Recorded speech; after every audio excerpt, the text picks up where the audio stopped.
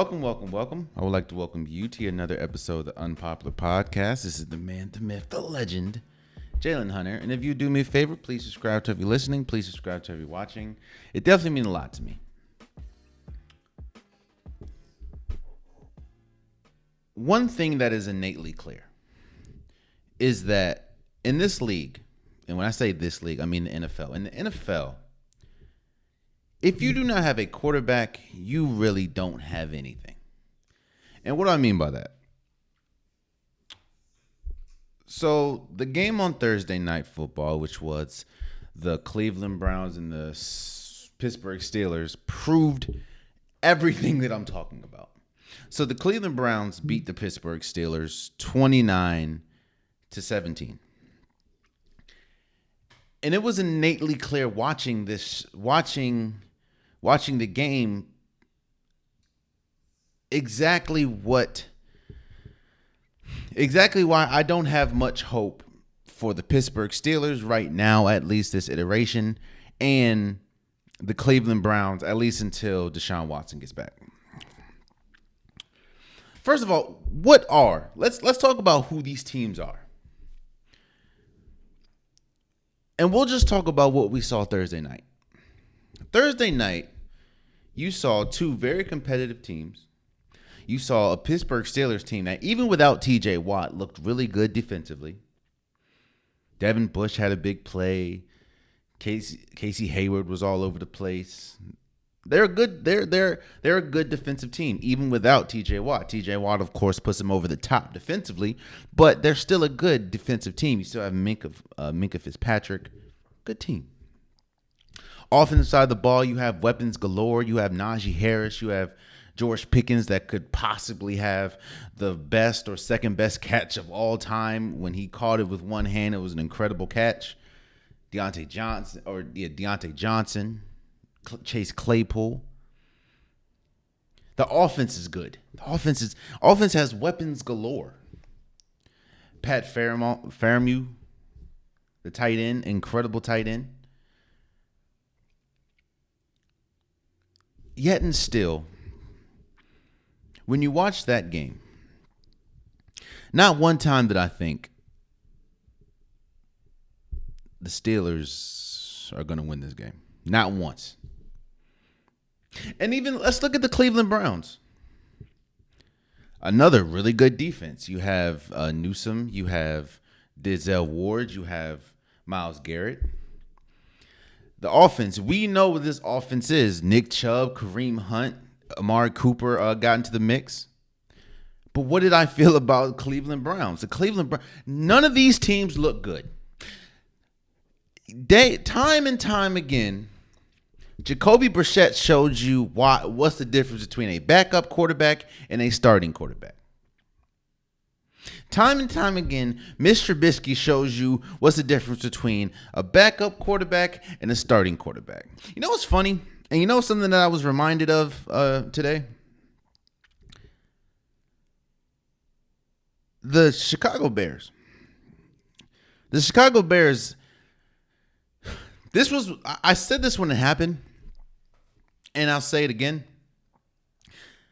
The Mr. Trubisky draft, I think he was drafted second, is a clear example of how I know the NFL really doesn't scout. Sometimes you don't scout. You know why? Because people remember, damn, Chicago Bears, they got Mr. Trubisky. Yo, Patrick Mahomes went after Mr. Trubisky. Deshaun Watson went after Mitch Trubisky. What I'm saying is this.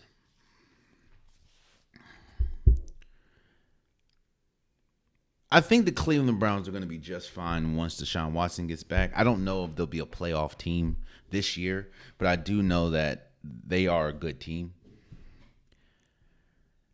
I also know that the Pittsburgh Steelers are in a lot more trouble than they lead on to tell us. And I'm going to tell you why. This is week 3 of low to below average quarterback play. Week 3. You have a first round pick sitting on the bench.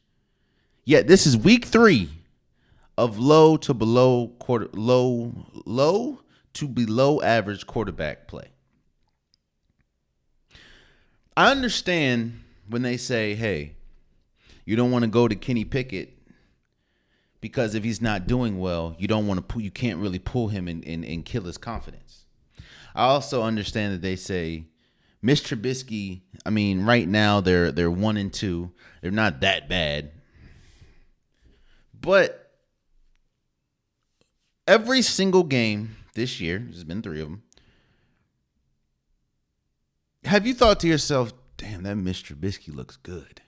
In fact, every single game, reporters, analysts, TV hosts go on the next day and say, I think that you should start Kenny Pickett. I didn't even turn the on. Think about this. On Thursday, Mitch Trubisky went 20 for 32 for 207 yards. In fact, I'll even give you a better stat. Did you know that Mitch Trubisky in 3 games with George Pickens, with Chase Claypool, with Johnson, with Najee Harris, do you know that in 3 games he has 2 touchdowns? And one of them is a rushing touchdown that happened on Thursday?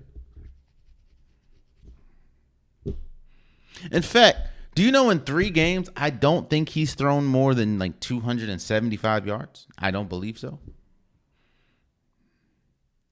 So what I'm saying is this. If you can see this as a fan, or you see this as a TV analyst, a sports analyst, whatever, and you still think to yourself, damn, why isn't Kenny Pickett starting? It's because he's not ready to start. It's because they understand he may not be ready to start. Because if you think about it, this would be the perfect time for him to start. Cleveland, the Pittsburgh Steelers don't have that tough of a schedule if I remember moving or until like later on. Let me see. Week 4, I'm going to look up the Pittsburgh Steelers schedule. Week 4, next week, they play the Jets. The week after that, week 5, they play the Bills. Oof, that's a tough one. Week 6, they play the Bucks. Damn, it gets smacked quick. Week 7, they play the Dolphins at Dolphins. Oof. Week 8, they play the Eagles. You know what? I may backtrack a little bit. Damn. I may backtrack a little bit because this is a schedule for you. Jesus loves you. Week 9, I think that's a bye week for them. Yeah, I think week 9 is the bye week. And week 10, let's see what they do week 10. Lord Jesus. Week 10, the Saints. Week 11, boy, oh boy. The Bengals. You know what? I'm sorry. Look, oh my gosh. At the Colts. Look, I take back what I said about the whole schedule thing. I will say though, because that schedule ain't nothing to play with. I will say this though. At some point, a change is going to have to be made if Mr. Trubisky doesn't improve. And it doesn't look like what it looks like is he's second guessing himself on every single decision, whether it's running the ball, whether it's passing the ball, whether it's handing the ball off. It looks like he's second guessing himself with every decision. I think that's probably because he knows that he has Kenny Pickett in the rafters just waiting for him to mess up. But even still, like,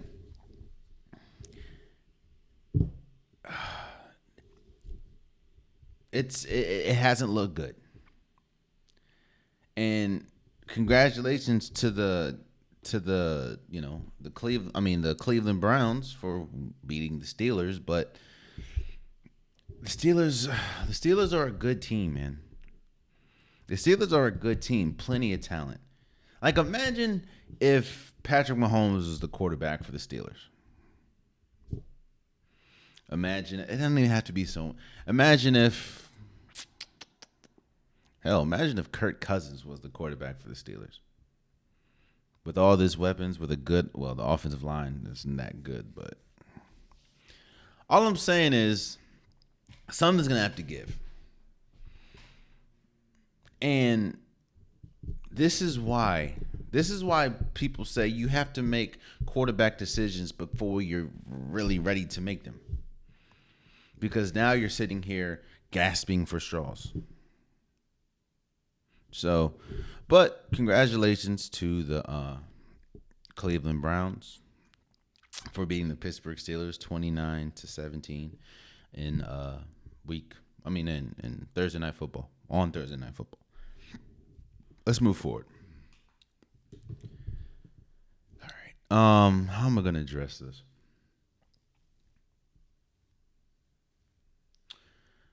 So I got to talk about the Ime Udoka situation. I'm just going to talk about the reports that have come out.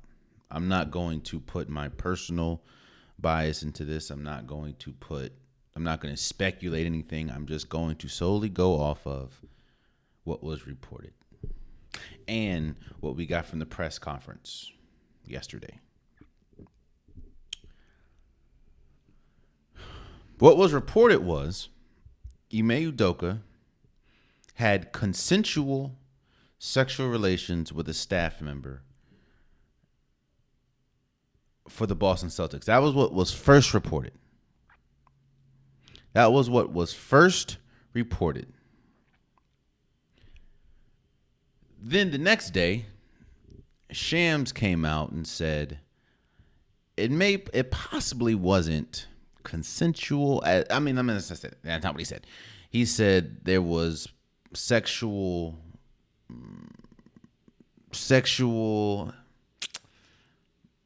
inappropriate comments that was made by Ime Udoka, and it may not have been consensual. It didn't say that it wasn't. It just says that there were some inappropriate comments made by Ime Udoka. Then it was handed down that he would be suspended for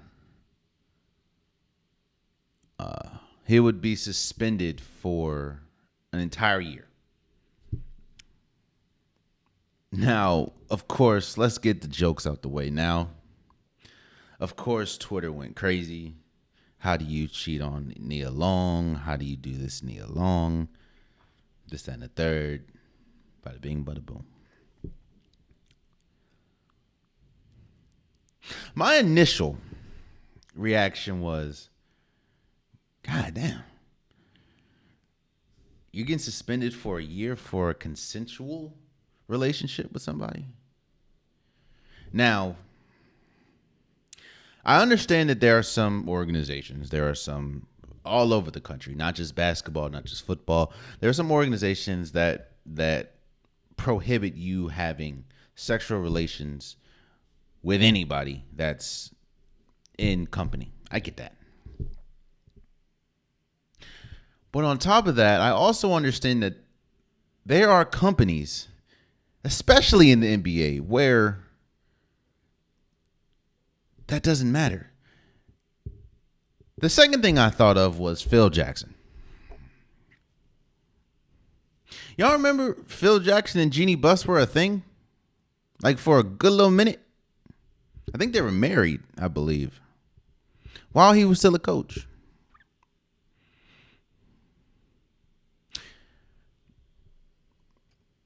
So initially I was like, yo, this can't be the whole story, because you're suspending somebody for a year for a relationship that was consensual. That was the first report. Then when Shams came out and said that there was some inappropriate comments made by Ime Udoka, and I was like, oh, okay, hold on now. There's a lot more that's not being said.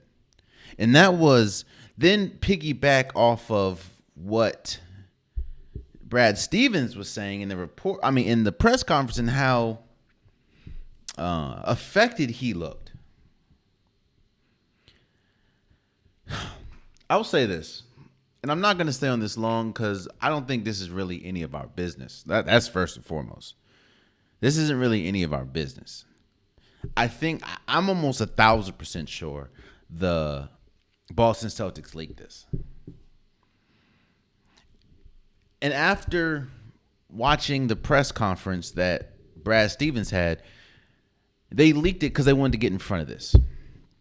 They wanted to get in front of this because they knew how bad, I guess, it could get. There's information that we still don't know. So I'll just speak on what was initial, what we know, what the public knows now.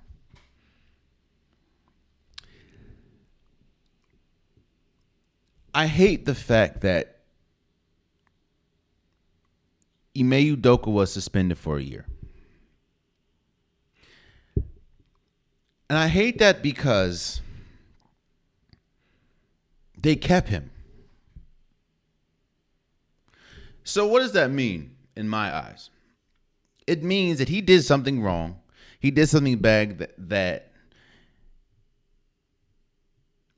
that was grounds to be suspended for a year. Yet in the same sense, clearly he didn't do something that was that bad because you didn't fire him. So if you're not going to fire him, why suspend him? And if you're going to suspend him, why suspend him for a year? But if it's not that bad, why not fire him? You see, because he took his team, the Boston Celtics, to the NBA Finals, he was set to triple his salary if he coached next year. Now, I'm not speculating anything, but what I'm saying is now that he's suspended, his salary gets cut in half. Now, if it comes out that he did something egregious, if he did something that was not consensual, then I will be the first person to come on here and say, hey, I understand. That's crazy. But it's hard for me to believe that he did that. At least, it's hard for me to believe that he did anything, any type of sexual misconduct as far as physical touching. I'm not absolving him for being dumb enough to have sexual relations with a staff member. I'm not absolving him from that. That is dumb. Not only because, let's be real, bro, you're a black man coaching the Boston Celtics. There's only been 2 black successful coaches for the Boston Celtics. One of them played and had 11 championships with them. The other one, Doc Rivers, and we know how that ended.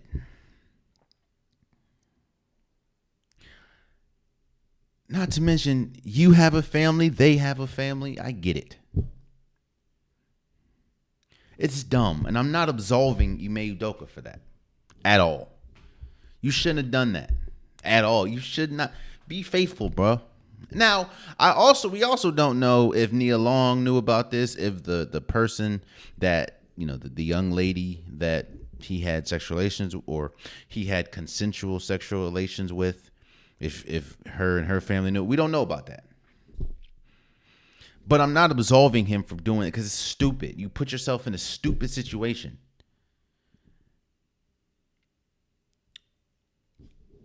But I'm shining a light. I want to shine a light.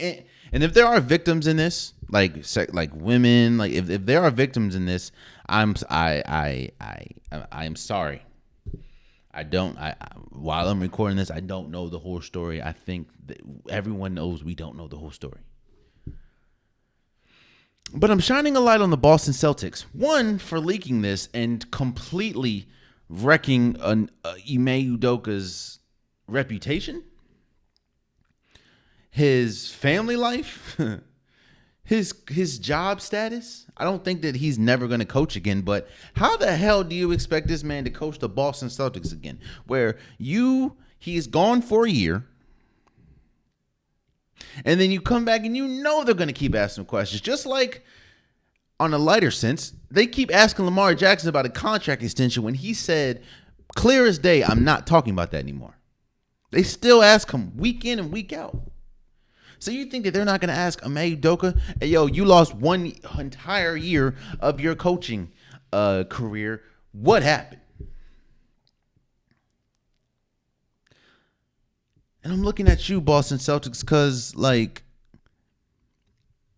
clearly it was egregious enough to suspend him for a year. But it wasn't egregious enough to fire him? Because think about that. Going into this season, the Boston Celtics, at least currently, are projected as winning the championship, like the favorites to win the championship. You think that's going to happen now? Like, what happens with Jaylen Brown? What happens with Jason Tatum? What happens with Marcus Smart? What happens with Grant Williams? What happens with Malcolm Brogdon? What happens with Robert? What happens with this team? Because now they're going to have to answer questions most of the year.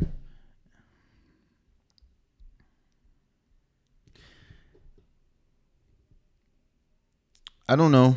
We don't know what happened. But I do know that I think that at least what was reported and what is out now, it doesn't look good for either party. And it definitely doesn't look good. I know they said that his future with the organization as far as coaching, that is Ime Udoka, is in question. I don't see how you publicly humiliate this guy pretty much. I don't see how he can come back and coach this team. I don't think that he's done coaching. I think that he's a really good coach. I mean, hell, he took the Boston Celtics his first year to the NBA Finals and got 2 games off of Golden State in that dynasty that they have. But I don't see how what was reported, and I keep saying that because I'm not trying to I'm not putting any personal bias into this. Because honestly, I have no personal bias. This is, in my personal opinion, this is none of our business. We should never know about this. I agree with Stephen. Stephen A. Smith be talking a lot. But I do agree when he said, you should have just fired him and let us speculate. You don't leak this and then have us talking for 24 hours, have us like, what's going on, and then suspend him for a year. So again, clearly it was egregious to get suspended for a year. Because think about that. Think about all the acts. Ron Artest got suspended for a year for Malice in the Palace. In football, Calvin Ridley got suspended a year for betting.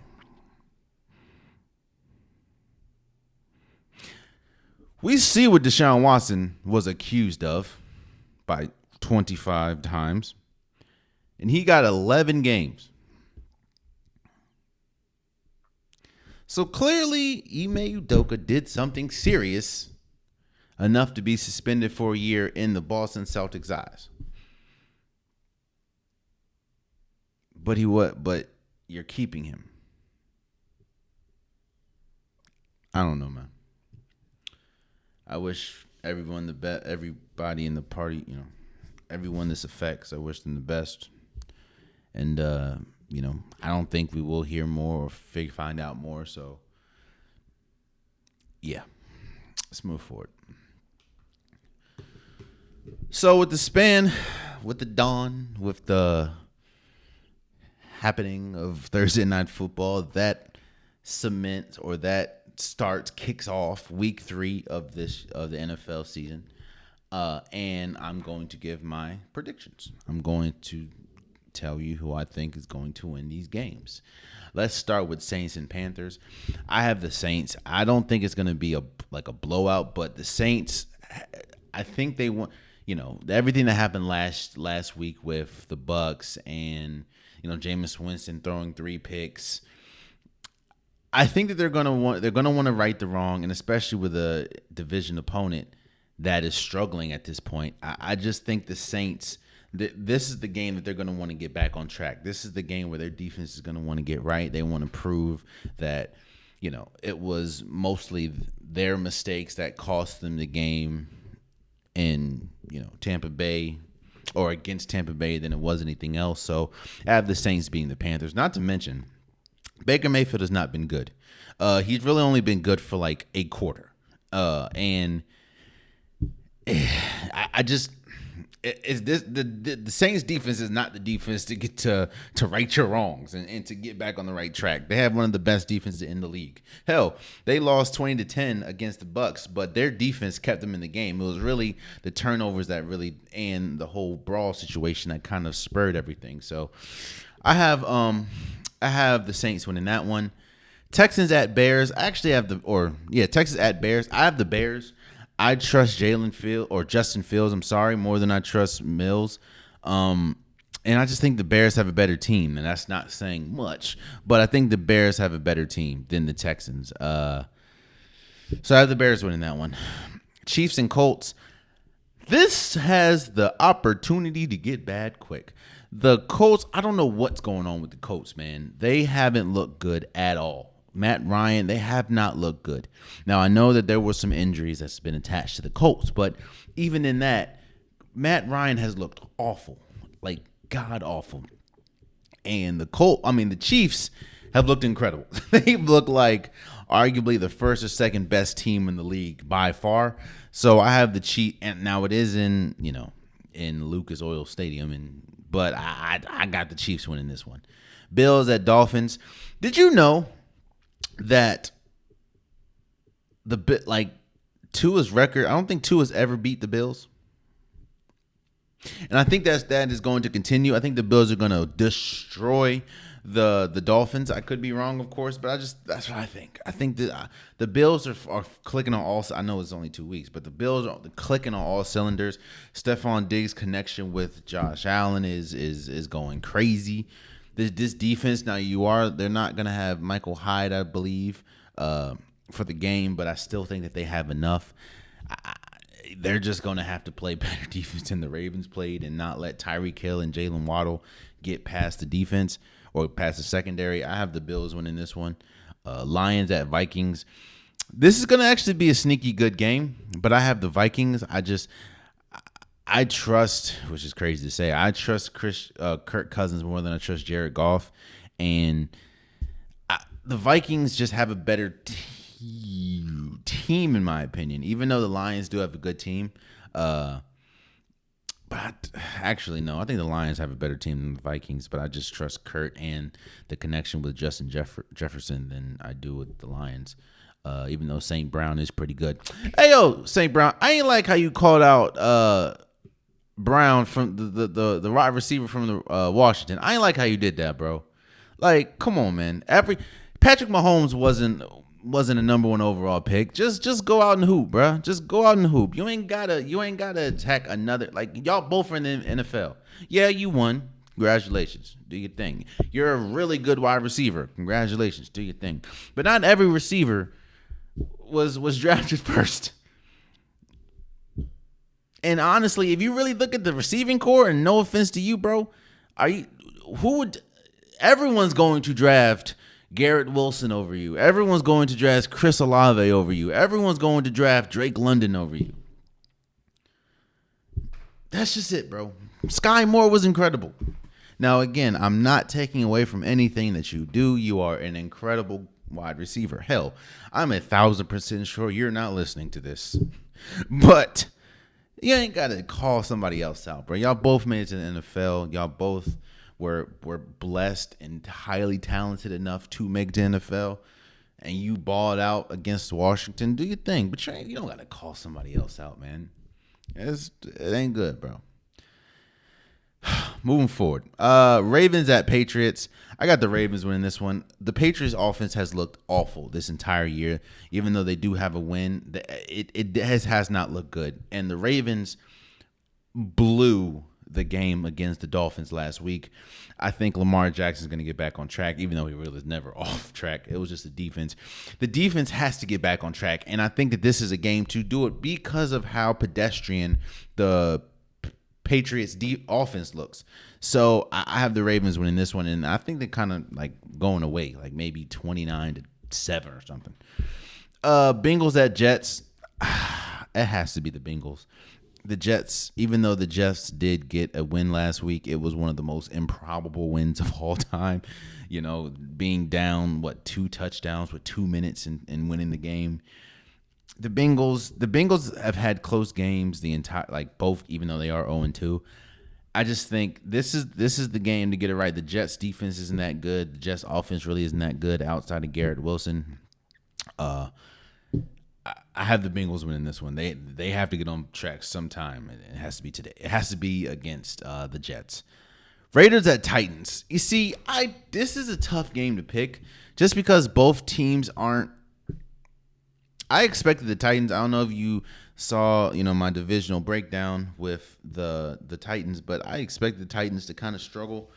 The Raiders, however, man, the things I may have the Titans because the Raiders' defense is horrible.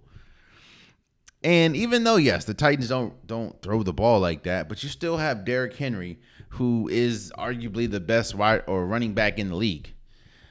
And the connection with Derek Carr and Devontae Adams is cool, but that offensive line is not good, and it feels like Derek Carr kind of speeds himself up more than he has to, and I don't know, man. I have the Titans winning that one. Eagles at Commanders.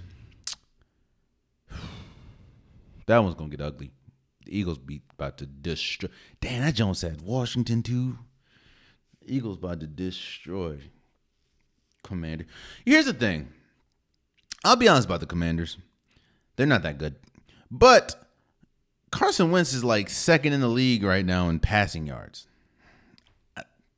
Shocked the hell out of me too. But the Eagles, I said last week, the Eagles are good enough to make the Super Bowl. So what the hell do you think is going to happen to Commanders? And yeah, no, it's going to be good. I don't even have to elaborate. It's going to get bad.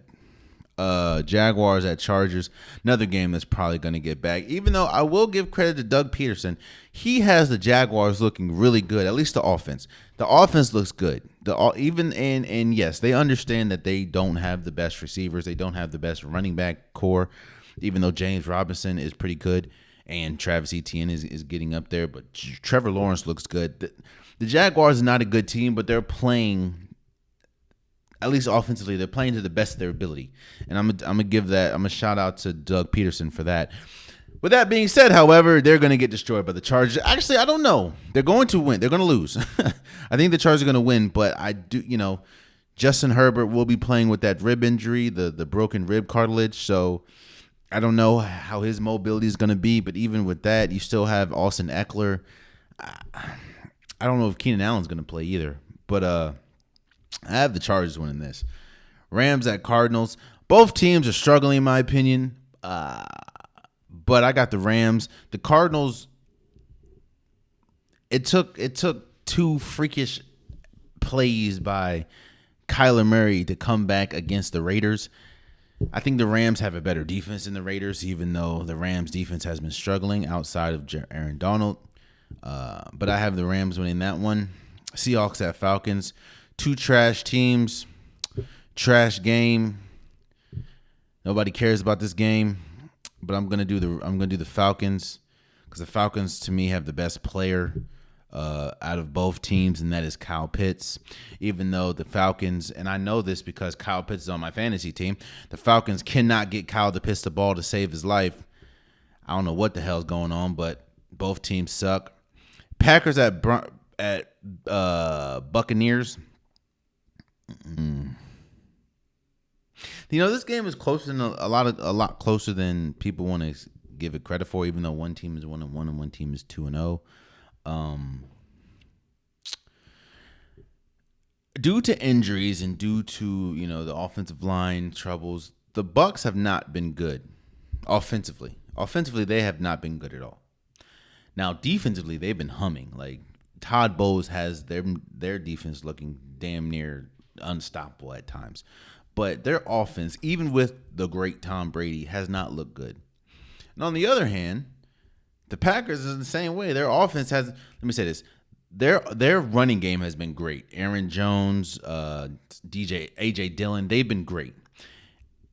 The spotlight has been the lack of continuity between Aaron Rodgers and his new receivers. And I'm gonna. However, the Packers defense is good. You got Zaire Alexander, you have Smith, Williams. I'm gonna go with the Packers. I might be wrong. I think this is a pick'em game. Both teams aren't exactly where they want to be, but I'm gonna go with the Packers. Sunday Night Football, the Broncos at 49ers. Oh, no, 49ers at Broncos. Actually, I have the 49ers. The Broncos have looked horrible this year. Nathaniel Hackett looks like he's over his, he has not been good. He's been blowing through timeouts. He hasn't used timeouts when he should use timeouts. The offense looks so anemic. It's not even funny. Even with Russell Wilson, it looks bad. The defense is okay. Looks good. Chung, Patrick Surtain, but that offense has been god awful. And the 49ers, I think they got new life with Jimmy G starting. I do want to see, I don't know, right now it hasn't been confirmed if George Kittle is playing or not, but I have the 49ers win this game. I just don't like what I've seen, at least offensively, from the Broncos. So, and Monday Night Football, Cowboys at Giants. I have the Giants. Actually, no, I don't. I got the Cowboys. Because one thing that I think the Cowboys are going to do is they're going to try to limit They're going to try to limit Saquon Barkley from running the ball, which means they're going to put the ball in Daniel Jones' hands. And I don't trust Daniel Jones when he has to be the primary reason why you win.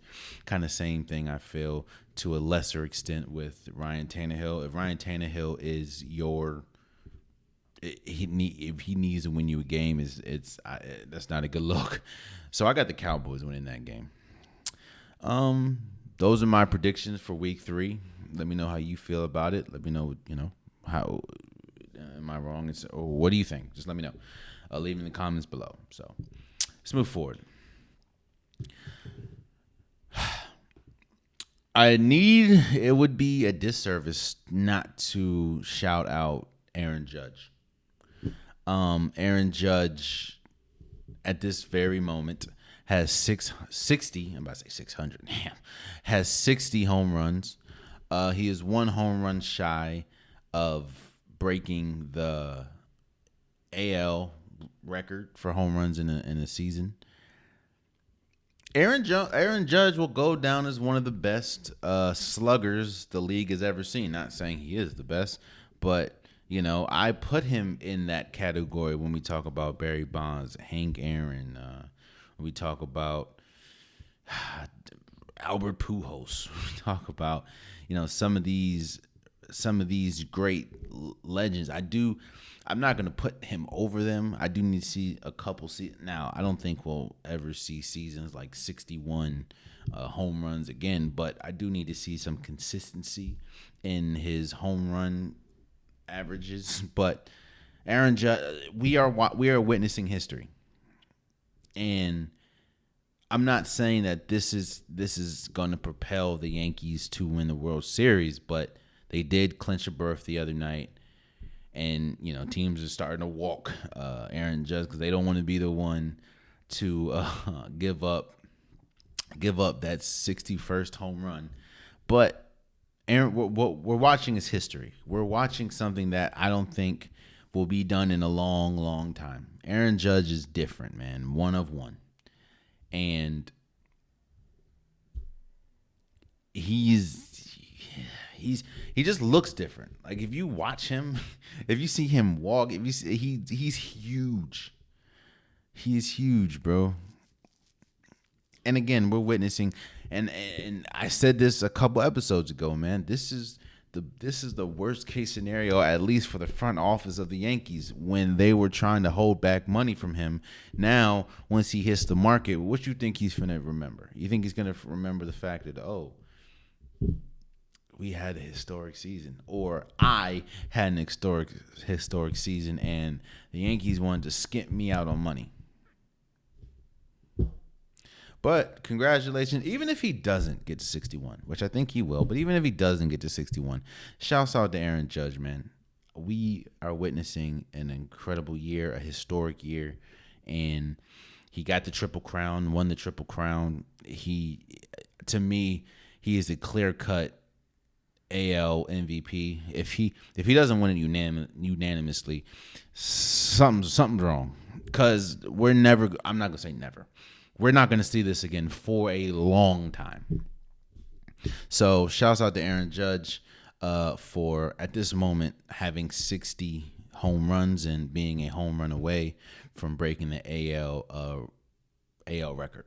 So let's move forward.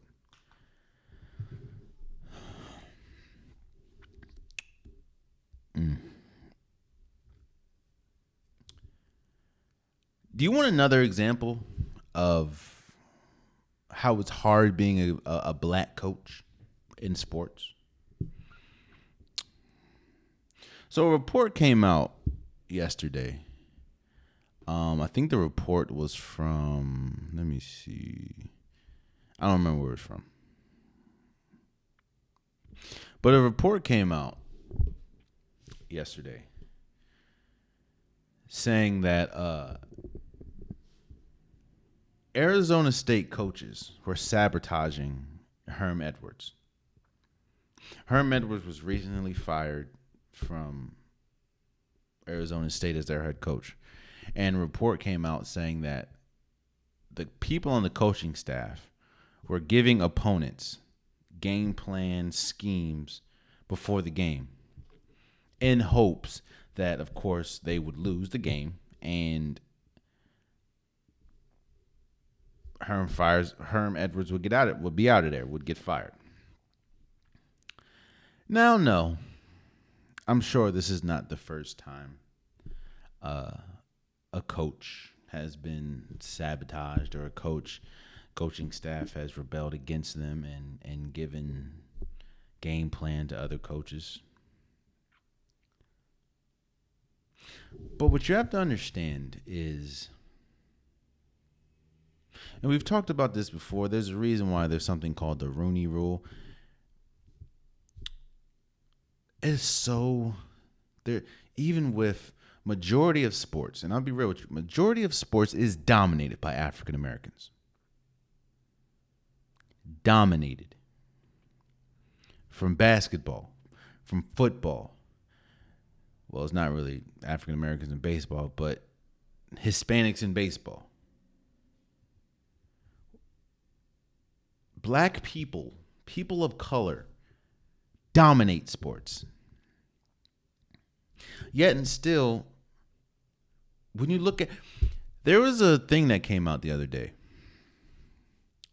Out of from 2021, I believe, out of 191 coaches that have been through the NFL since I think 1980 or something, 25 of them have been black. That's in the NFL.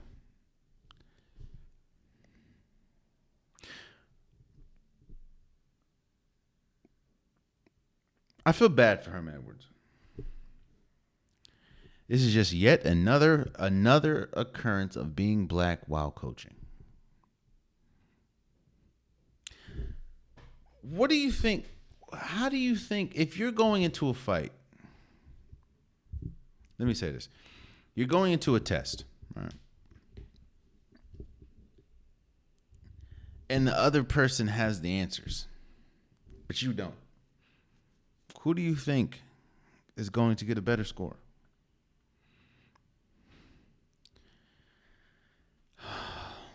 This is just yet another example. And you know what's worse? I think that Herm Edwards picked a lot of his staff.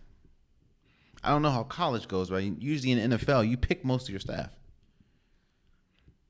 And the fact that they will go behind his back and give game plans away to opposing coaches. And opposing coaches, like, they freely said, oh, yeah, we can get anything we want out of Arizona State, because they were just giving information freely.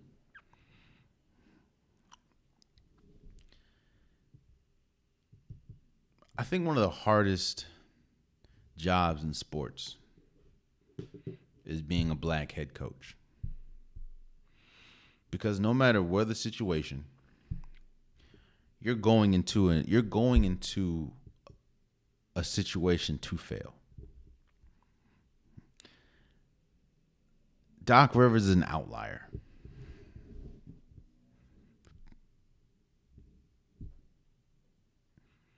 Mike Tomlin is an outlier.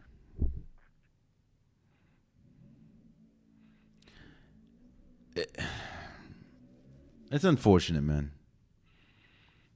I'm sure this is not the end for Herm Edwards. He might go back to commentating. I don't know.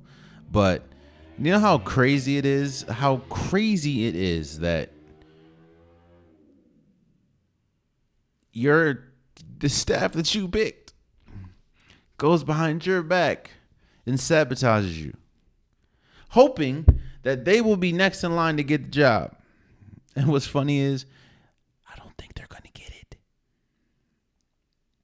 Because usually, at least in college football, or at least in football, if the head of the snake, i.e. the head coach, gets fired, the whole freaking team or the whole coaching staff's out of here. I feel bad for her, man. I do. Let's move forward.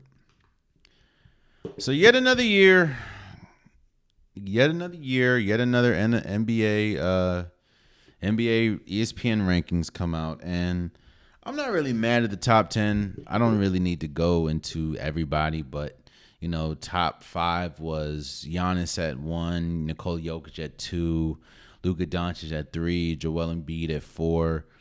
Steph Curry at 5. I know Bron had 6. Jason Tatum 7. Kevin Durant 8. I think John Morant 9, and Devin Booker 10. Okay, I'm not really mad at it. I mean, if you wanna, if this is spur of the moment right now, rankings like going into next year, I guess I get it. I'm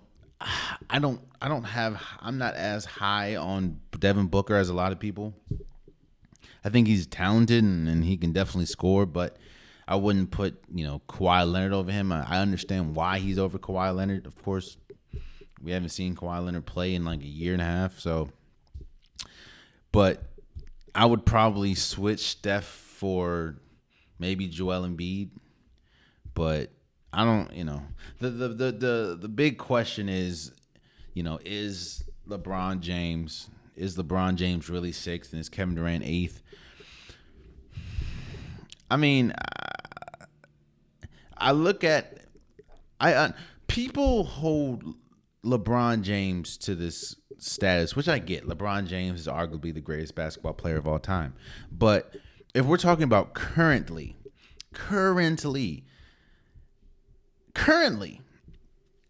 you have a player in Giannis, which to me, there should be no argument. Giannis is the best player in the league. No argument. I don't think anybody's really arguing that. He's the best player in the league. Number 2, you have Nikola Jokic. She is a back-to-back MVP. So, of course, I'm going to put him over LeBron right now. Luka Doncic, I understand the argument there. I do, but he's younger. I get that. I would understand if Luka, isn't in your top 5 and you slide LeBron there. I get it. Joel Embiid finished runner-up twice in MVP. Now, I would understand if he's not in your top 5 as well. He did have 2 pretty good seasons, but both of them ended damn near the same way. I would understand. Steph, no. I'm picking Steph over LeBron right now. Steph just won Finals MVP, just won Western Conference Finals MVP or Western Conference Finals MVP, just won his 4th championship, just won the All-Star Game MVP. Steph is Steph. Bada bing, bada boom. The real argument to me is Kevin Durant. Is Kevin Durant 8th? I think you have to put him there because of how, Boston ended this year or last year, being the only team in the playoffs to not win a game. Kind of sucks, but these lists are made for people to just comment and to create buzz. I get that. So there's probably people that made this list that don't believe anything they say. I mean, they have they have Kawhi Leonard. I mean, not Kawhi Leonard. They have Kyrie Irving at like 32 or 33 or something.